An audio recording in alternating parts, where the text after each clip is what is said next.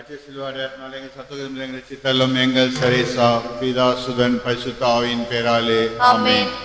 நித்திய சுதிக்குரிய பரிசுத்த பரமதிவிய நற்கருணைக்கு நேரமும் ஆராதனையும் ஸ்துதியும் ஸ்தோத்திர நமஸ்காரம் கடவது. Today's Gospel. Onesimus was a slave of Philemon. From the letter it is clear that the farmer has wronged Philemon. But St. Paul took a very bold stand and told Philemon that Onesimus has changed from what he was and that now he is a new person. Next, St. Paul told Philemon to receive him back as a slave but as brother. Paul did this because after his conversion the disciples were afraid to meet him, but it was St. Barnabas who intervened and told them that St. Paul was no longer what he was but a new person. The goodness he experienced from Barnabas he passed to Onesimus. This is a nice quality we can learn from St. Paul.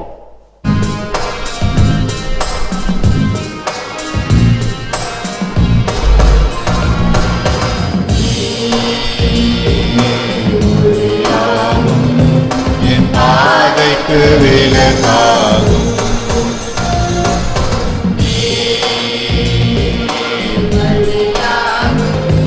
என் வாழ்வுக்கு துணையாகும். அது ஓட்டையும் நீரே, கண்களும் நீரே, இறைவனும் நீரே.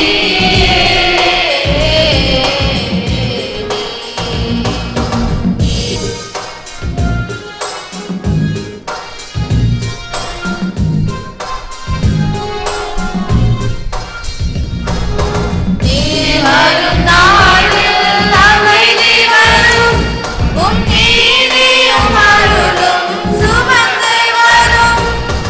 இரவில் இருளிலும் பயம் விலகும், உம் கரத்தின் வலிமையில் உயர்வு வரும்.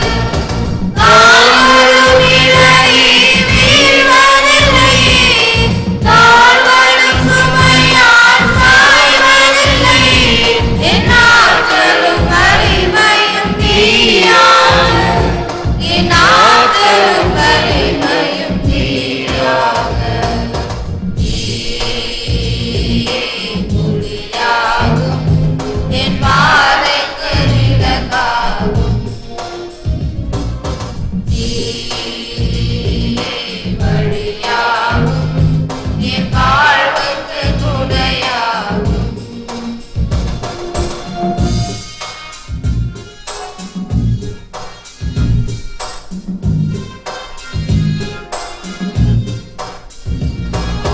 விழிகளை தேடிடும் விழிகளிலே, புது விளக்கினை ஏற்றிடும் பேரொளி நீ. ஆழ்விடை தூற்றும் தாயும் நீ, என் பார்வையின் பயணத்தின் பாதையும் நீ.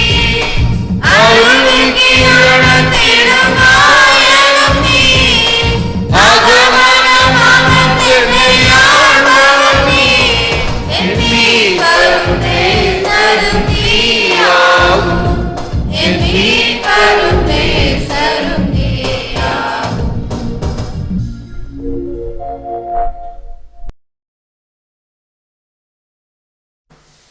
பிதாசுதன் பரிசுத்தாவியின் பெயராலே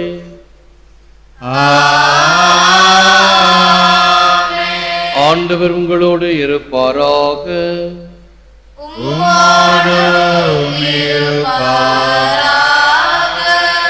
இறையேசுவில் அன்பானவர்களே, நவம்பர் மாதம் தேதி வியாழக்கிழமை திருப்பலை தொலைக்காட்சியிலும் இணையத்திலும் கண்டு ஒப்பு கொடுக்கின்ற குடும்பங்கள், வயதானவர்கள், நோயாளிகள், குழந்தைகள், இராணுவ வீரர்கள் அனைவருக்காகவும் இறைவனிடம் இறைஞ்சுவோம். எங்களை தந்தையுடனும் எல்லா மக்களுடனும் ஒப்புரவாக்க வந்த ஆண்டவரே இரக்கமாயிரும். ஆண்டவரே இரக்கமாயிரும். பாவிகளை அழைக்க வந்த கிறிஸ்துவே இரக்கமாயிரும். கிறிஸ்துவே இரக்கமாயிரும். எங்களுக்காக பரிந்து பேச தந்தையின் வலப்பக்கம் வீற்றிருக்கும் ஆண்டவரே இரக்கமாயிரும். ஆண்டவரே இரக்கமாயிரும். எல்லாமல்ல இறைவன் அமைதி இறக்க வைத்திடும் பாவங்களை மன்னித்து நம்மை நித்திய வாழ்வுக்கு அழைத்துச் செல்வாராக. ஆமென். முதல் வாசகம். ஒனேசிமுவை அன்புமிக்க சகோதரராக ஏற்றுக்கொள்ளும். திருத்தூதர் பவுல் பிலிமோனுக்கு எழுதிய திருமுகத்திலிருந்து வாசகம். அன்பிற்குரியவரே, உம் அன்பை குறித்து நான் பெருமகிழும் ஆறுதலும் கொள்கிறேன். ஆம் சகோதரரே, உம்மால் இறைமக்களின் உள்ளம் புத்துயிர் பெற்றுள்ளது. கிறிஸ்து இயேசுவின் தூதுவனாக அவர் பொருட்டு கைதியாக இருக்கும் பவுலாகிய எனக்கு சிறையில் இருக்கும் போது பிள்ளையான ஒனேசிமுக்காக உம்மிடம் வேண்டுகிறேன். அவனை உம்மிடம் திரும்ப அனுப்புகிறேன். நற்செய்தியின் பொருட்டு சிறை உற்றிருக்கும் எனக்கு உமது பெயரால் பயனாற்ற அவன் என்னிடம் நிறுத்திக் கொள்ள விரும்புகிறேன். எனவே நமக்குள்ள நட்புறவை கருதி என்னை ஏற்றுக்கொள்வது போல் அவனையும் ஏற்றுக்கொள்ளும். கிறிஸ்துவின் பெயரால் என் உள்ளம் புத்துயிர் பெற்று செய்யும். இது ஆண்டவர் வழங்கும் அருள்வாக்கு. இறைவா உமக்கு நன்றி.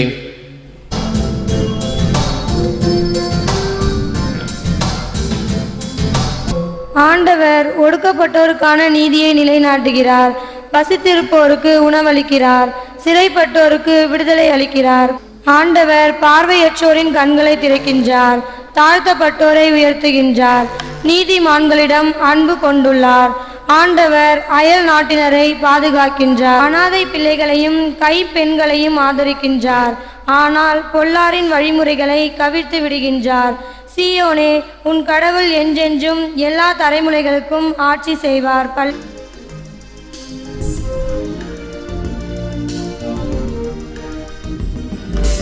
அல்லேலூயா அல்லேலூயா அல்லேலூயா அல்லேலூயா. நானே திராட்சை கொடி, நீங்கள் அதன் கிளைகள். ஒருவர் என்னுடனும் நான் அவருடனும் இணைந்திருந்தால் அவர் மிகுந்த கனி தருவார் என்கிறார் ஆண்டவர். அல்லேலூயா. ஆண்டவர் உங்களோடு இருப்பாராக. உம்மோடு இருப்பாராக. புனித லூக்கா எழுதிய நற்செய்தியிலிருந்து வாசகம். ஆண்டவரே உமக்கு மகிமை. அக்காலத்தில் இறையாட்சி எப்போது வரும் என்று பரிசேயர் இயேசுவிடம் கேட்டனர். அவர் மறுமொழியாக, இறையாட்சி கண்களுக்கு புலப்படும் முறையில் வராது. இதோ இங்கே அல்லது அதோ அங்கே என சொல்ல முடியாது. ஏனெனில் இறையாட்சி உங்கள் நடுவேயே செயல்படுகிறது என்றார். பின்பு அவர் சீடர்களை நோக்கி கூறியது, ஒரு காலம் வரும், அப்போது மானிட மகனுடைய நாட்களில் ஒன்றையாவது காண நீங்கள் ஆவலாயிருப்பீர்கள், ஆனால் நீங்கள் காண மாட்டீர்கள். அவர்கள் உங்களிடம் இதோ இங்கே அல்லது அதோ அங்கே என்பார்கள், ஆனால் நீங்கள் போக வேண்டாம், அவர்களை பின்தொடரவும் வேண்டாம். வானத்தில் மின்னல் ஒரு பக்கத்திலிருந்து மறுபக்கம் வரைக்கும் பளீரென மின்னி ஒளிர்வது போல மானிட மகனும் தாம் வரும் நாளில் தோன்றுவார். ஆனால் முதலில் அவர் பல துன்பங்கள் பட்டு இந்த தலைமுறையினரால் உதறி தள்ளப்பட வேண்டும் என்றார். இது கிறிஸ்து வழங்கும் வாழ்வு தரும் நற்செய்தி. கிறிஸ்துவே உமக்கு புகழ். As the lightning flashes and lights up the sky from one side to the other, so will the Son of Man be in his day. மின்னல் வானத்தின் ஒரு முனையில் மின்னி எதிர்முனைக்கு பாய்வது போல மனுமகனும் தாம் வரும் நாளில் தோன்றுவார். இயேசுவில் அன்பான சகோதர சகோதரி, அன்பான பிள்ளைகளே, அன்பான தொலைக்காட்சி விசுவாசிகளே, இறை அரசு, the kingdom of God என்பது நம்மில் இருக்கிறது. எந்த வகையில் இருக்கிறது? 3 வகையில் இருக்கிறது. 3 advents of Christ according to Saint Bernard. ஒன்று the first advent Christmas. மூன்றாவது போவோம், மறுபடி இரண்டாவதுக்கு வருவோம். The third advent, the parousia, Christ coming to judge the living and the dead. The second, middle advent, the time of visitation, by which Christ is now present and active in each of our lives. Judgment's day yet to arrive is already now a reality. தமிழில் கிறிஸ்துவின் 3 வருகைகளை பற்றி புனித Bernard இவ்வாறு கூறுகிறார். முதல் வருகை கிறிஸ்துவின் பிறப்பு. நாம் கிறிஸ்துமஸ் விழா கொண்டாடுகிறோம். டிசம்பர் மாதம் 25ஆம் தேதி அதை ஒவ்வொரு வருடமும் ஞாபகப்படுத்தி கோலாகலமாக கொண்டாடுகிறோம். முதல் வருகை. மூன்றாவது வருகை அதே போன்று கிறிஸ்து வாழ்வோரையும் இறந்தோரையும் தீர்ப்பிட வருதல், உலக முடிவு நாள், 3ஆம் வருகை. இடைப்பட்ட நாட்களில் 2ஆம் வருகை இடைப்பட்டது கிறிஸ்துவை சந்திக்கும் நேரம். தனது பிரசன்னத்தால் ஒவ்வொருவருடைய வாழ்விலும் உயிரோட்டமுடன் நிரப்புகிறார். வரவிருக்கும் தீர்ப்பு நாள் இப்பொழுதே ஒரு உண்மை நிகழ்வு. இதோ நாம் ஆண்டவரை ஆராதனை செய்து கொண்டிருக்கிறோம். இறை அரசை இங்கே நாம் உணர்ந்து கொண்டிருக்கிறோம். இந்த திருவிருந்து என்று சொல்லுகின்ற நன்மை வாங்குகிறோம் அல்லவா, அந்த கம்யூனியன், அது இந்த பின்னால் வரக்கூடிய அந்த விண்ணக வாழ்வின் முன் சுவை என்று சொல்லப்படுவோம். சென்ட் தாமஸ் அக்வினாஸ் இப்படி போன்ற மிகப்பெரிய வல்லுநர்கள் இவைகளை பற்றி சொல்லியிருக்கிறார்கள். இந்த திருவிருந்து அந்த இறுதி காலத்தில் இறைவனோடு சேர்ந்து இருக்கின்ற அந்த விண்ணக பாக்கியத்தின் முன்விருந்து. இயேசுவை சந்திக்கும் போது, இயேசுவோடு ஜெபிக்கும் பொழுது, 1 அல்லது 2 பேர் சேர்ந்து ஜெபிக்கும் பொழுது, இயேசு, அவருடைய பிரசன்னம், அவருடைய அரசு நம் மத்தியில் இருக்கிறது. நம்முடைய கர்த்தர் ஜெபத்தில் என்ன சொல்கிறோம்? உமது அரசு வருக, let thy kingdom come என்று ஆங்கிலத்தில், அட்வேனியாட் ரெங்கும் தூவும் லத்தீன் மொழியில். இவைகள் இறையரசை நாம் இங்கே வரவைக்க வேண்டும். இறையரசை வரவைப்பது என்றால் எப்படி தெரியுமா? ஒரு உதாரணம் சொல்கிறேன். நமக்குள் இயல்பாக திருட்டுத்தனம் இருக்குது. திருட்டுத்தனம் எல்லாருக்கிட்டே இருக்கு. இப்ப நல்ல ஒரு ஜாடி நிறையா ரோசஸ் இங்க பீடத்தில் வச்சா ஒரு வேளை எடுக்கிறதுக்கு தயக்கமா இருக்கும். அங்கு கீழே தரையில் வைக்கிறாங்கன்னு வச்சுக்கோ, அந்த கிட்ட வந்தோன்னே என்ன எண்ணம் தோண்டும்? ஒரே ஒரு ரோஸ் எனக்கு எடுத்துக்கிட்டா என்ன தப்பு அப்படின்னு ஏற்படும் அல்லவா? அது இயல்பான எண்ணம். ஒரு ஊர்ல இப்படி வச்சிருந்தாங்க, எல்லா பொருட்களையும் விலையிட்டு எல்லாம் பேக்கெட் பண்ணி வச்சிருந்தாங்க. வரவங்க எடுக்கலாம், எடுத்து அந்த பொருளுக்குரிய காசை அந்த கல்லாப்பட்டியில போட்டுட்டு போகணும். யாரும் கண்காணி இல்லை, பில்லு போடுறது இல்லை. ஒரு பொருள் 5 ரூபானா அதை எடுத்து 5 ரூபா கல்லாப்பட்டியில போடணும். அந்த மனுஷன் சொன்னாரு, நல்லா தான் ஓடுது, நியாயமா தான் ஓடுது, யாரு திருடல அப்படின்னு சொன்னாரு. இது 45 வருஷத்துக்கு முன்னாடி அருள் தந்தை ஸ்டீஃபன், எங்களுக்கு போர்டிங்ல இருக்கக்கூடிய ஒரு வார்டன், அவர் இப்படி செய்தார். உங்களுக்கு வேணுங்கிற போஸ்ட் கார்டு, இன்லன் லெட்டர், கவர் இவைகளை வேண்டுமென்றால் ஒரு டெஸ்க் வச்சு அந்த டெஸ்க் மேல எல்லாத்தையும் வச்சிருந்தார். வேணும்னா நீ வந்து எடுத்துக்கோ, அதுக்குரிய காசு அதுல போடு. எல்லாம் நேர்மையாக செய்தார். நம்பிக்கையை ஊன்றும் பொழுது, அந்த நம்பிக்கை செயல்படும் பொழுது அங்கே இறை அரசு இருக்கிறது. சாத்தான் அங்க ஒண்ணு இங்க ஒண்ணு இருக்குன்னா அந்த சாத்தானையும் நாம் சரி செய்ய வேண்டும். 1-2 இருக்கும், இந்த பிளாக் ஷீப், திருடுனா என்ன அப்படின்னு. அவைகளை இந்த நல்லவைகள் மடக்க வேண்டும், அடக்க வேண்டும். அதுதான் இன்றைய தேவையே. அதுதான். நல்லவைகள் அதிகரிக்க அல்லாதவைகள் அழிந்துவிடும். இறையரசு வரும் பொழுது அங்கே பேய் அரசு இருக்க முடியாது. பேய் அரசாட்சி ஆண்டால் சாத்திரங்கள் எல்லாம் இந்த பிணத்தை தின்னும் என்கின்ற வகையில் ஒரு மொழி இருக்கிறது. இறை அரசு இருக்கும் பொழுது அங்கு நீதி, நேர்மை இவைகள் செயல்படும். பொய், களவு, பித்தலாட்டம் அல்ல. அது இறை அரசு அல்ல, அது சாத்தானின் அரசு. எப்படிப்பட்ட அரசை நாம் உருவாக்கி கொண்டிருக்கிறோம். Here and now he lives in you. ஆண்டவர் இயேசு கிறிஸ்து இங்கே நம்மில், நம் மத்தியில், எங்கேயோ இல்லை. கடவுளை ஆங்கிலத்தில் சொல்லும் பொழுது ஒரு சிலருக்கு the holy other, நீ கடவுள், நீ மேலேயே இரு, கீழே இறங்கி வராத. கீழே இறங்கி வந்தீனா அது எங்களுக்கு நஷ்டம், எங்களுக்கு பிரயோஜனம் இல்லை. நீ அது செய்யாத, இது செய்யாத, அப்படி பண்ணாத, இப்படி பண்ணாத, எப்போதும் எங்களை பெரம்பு வச்சுக்கிட்டு தண்டிக்கிற ஒரு வார்டன் மாதிரி இருந்துக்கிட்டு இருப்ப. ஆகவே இங்கே வராது, நீ மேலேயே இரு. ஏன் இயேசுவின் காலத்தில் அப்படித்தானே நடந்தது.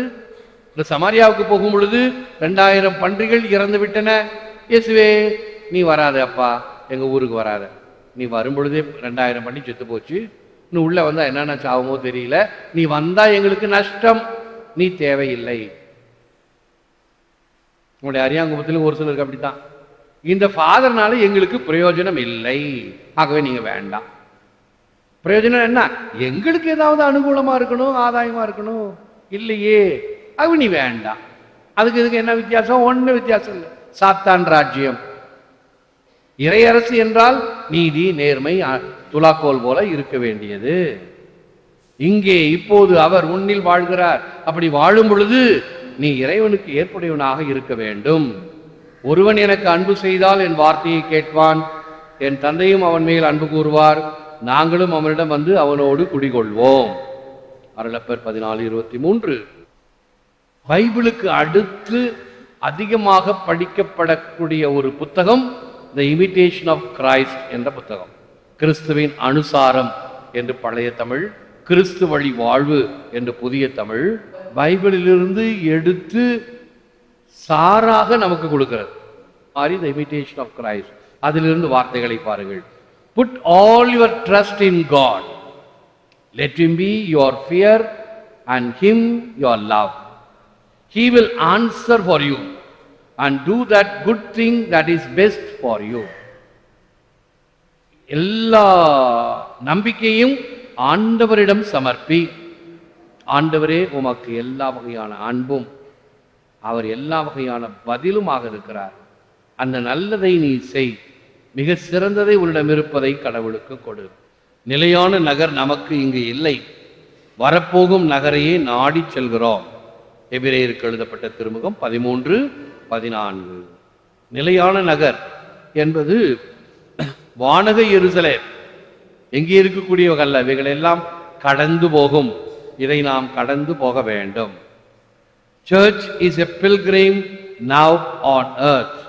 உலகில் திருச்சபை தற்பொழுது ஒரு பயணி.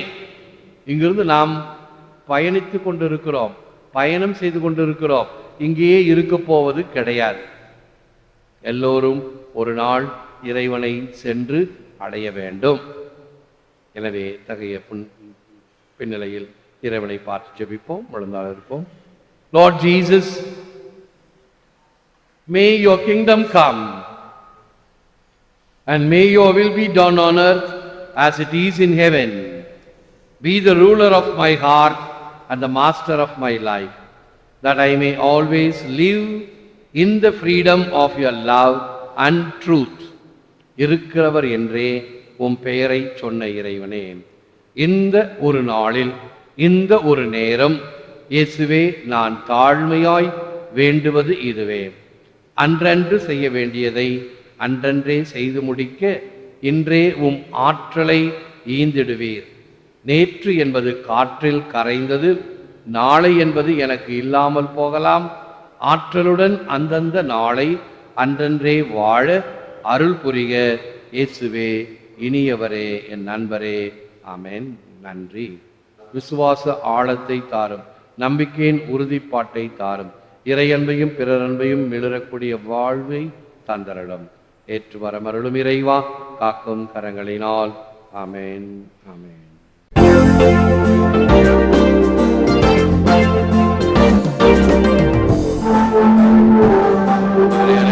நிறைவாமை போற்றுகிறோம்.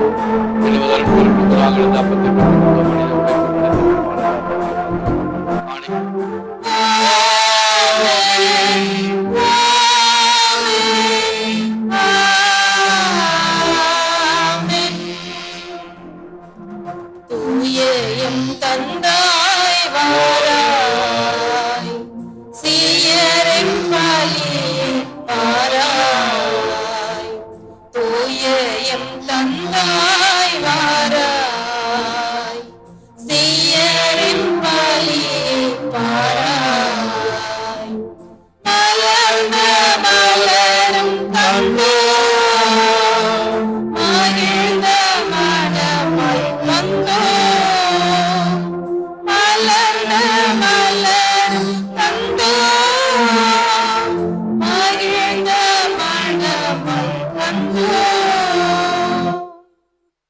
இயேசுவின் மதுரமான திரு இருதயமே எங்கள் மேல் சிநேகமாயிரும். மரியாயின் மாசற்ற இருதயமே எங்கள் இரட்சணியமாயிரும். புனித சூசியப்பரே எங்களுக்காக வேண்டிக் கொள்ளும். எங்கள் பங்கின் பாதுகாவலியான புனித ஆரோக்கிய அன்னையே எங்களுக்காக வேண்டிக் கொள்ளும். சகல புனிதர்களே தூதர்களே எங்களுக்காக வேண்டிக் கொள்ளுங்கள். நித்திய ஸ்துதிக்குரிய பரிசுத்த நற்கருணைக்கு பக்தியாய் ஆராதனை எத்திசையும் புரிவோம். பக்தியாய் ஆராதனை எத்திசையும் புரிவோம். பிதாசுதன் பரிசுத்த ஆவியின் பெயராலே ஆமென். இயேசுவுக்கே புகழ். மரியே வாழ்க.